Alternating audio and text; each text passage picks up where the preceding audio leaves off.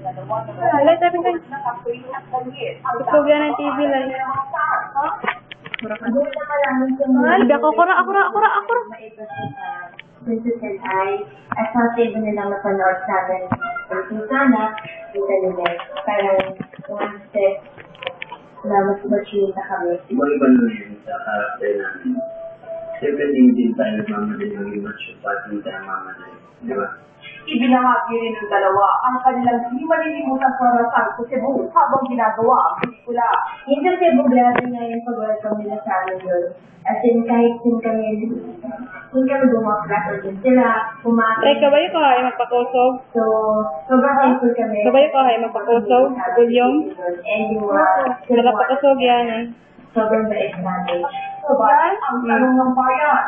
Dito na nga pa sa pelikula matutuloy ang naudot na season 8 ni Daniel at Catherine sa kanilang teleserye ng Princess and I. Hindi pa po kasi ako 20. Wala.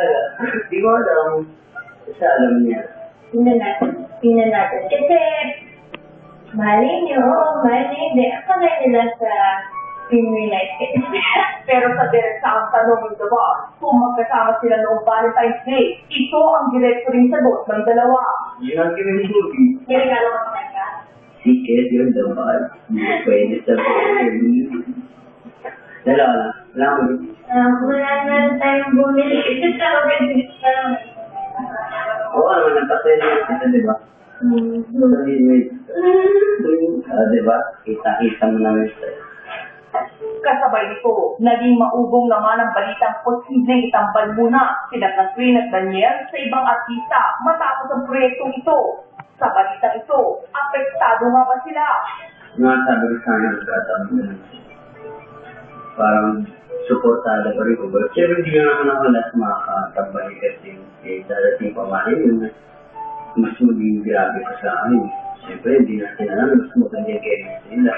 Oo, support na naman. Kasi, hindi naman naman forever na kami lang mag-partner. And siguro, kung pag-iulin kayo, darating din naman yung time na magkakasama ulit. Siyempre, lagi sa mag-partner. And yes, asahan naman din DJ support ako kahit sino yung mag-partner.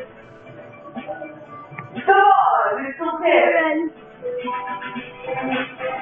we're looking forward to your movie, Catherine and Daniel. Samantalang mga kapamilya, alam niyo ba na every Filipino